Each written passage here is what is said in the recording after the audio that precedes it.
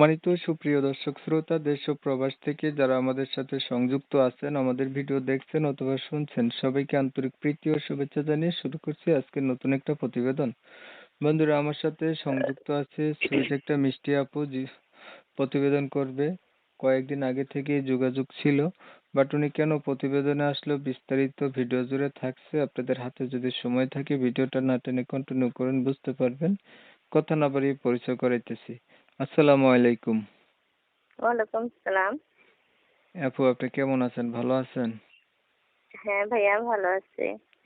ভালো আছেন, ভালো থাকবেন, ভালো থাকাই কামনা করছি। তবে প্রতিবেদনে কেন আসছেন একটু শুনতে চাচ্ছিলাম, বলেন। কেন আছি ভাইয়া? আজকে মা বাবা নাই, ঠিক আছে, ভাই ভাবির কাছে থাকি, অনেক কষ্ট হয়, এজন্য আইসি প্রতিবেদনে, ভালো একটা মনের মানুষের জন্য। ভালো একটা মনের মানুষের জন্য প্রতিবেদনে আসছেন। মা বাবা আপনার নাই, ভাই আর ভাবির কাছে থাকেন। মা বাবা কোথায় গেছে? আব্বু আম্মু মারা গেছে। আপনার বয়স কত চলে? বয়স এখন 19 বছর। লেখাপড়া কতটুকু করছেন?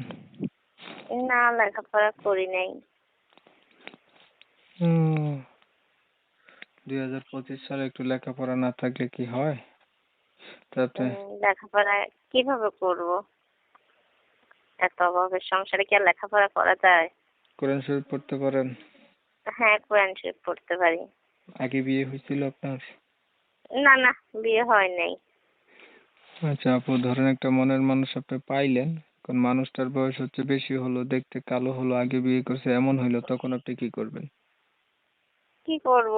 সে যদি আমাকে ভালোবাসতে পারে, খাওয়াইতে পারে, সুন্দর মতো রাখতে পারে, তাহলে কোনো সমস্যা নেই, দিয়ে বসবো।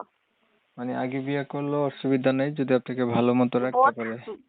আগে বিয়ে করলে সমস্যা নেই, বউ না থাকলে। তার মানে বউ থাকা যাবে না, বউ না থাকলে হবে?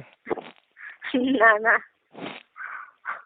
আচ্ছা ঠিক আছে, আপনার বিষয়টা একটু ক্লিয়ার করছি আমি। দর্শক শ্রোতা শুনছিলেন, এই যে আমি কথা বলছিলাম, এই আপুটা কিন্তু চমৎকার সুন্দরী, কণ্ঠ অনেক সুইট মিষ্টি।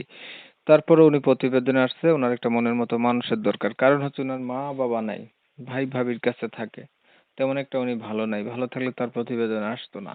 তো লেখাপড়া ওনার নাই, কিন্তু তারা হচ্ছে এগুলা শুনেও তার সাথে কথা বলতে ইচ্ছুক বা তার পাশে থাকতে চান বা তাকে বিয়ে শাদী করতে চান, তারা চাইলে তার সাথে কথা বলতে পারেন। আর ওনার নাম ঠিকানাও জানতে পারেন। আমি ওনার নাম ঠিকানা কমিউনিটি গাইডলাইনের কারণে নিতে পারি নাই। তো যারা যারা ওনার নাম ঠিকানা জানতে চান অবশ্যই ওনার নাম্বারে ফোন দিবেন, যোগাযোগ করবেন। নাম্বার আমি ভিডিওর স্ক্রিনে দিয়ে রাখছি।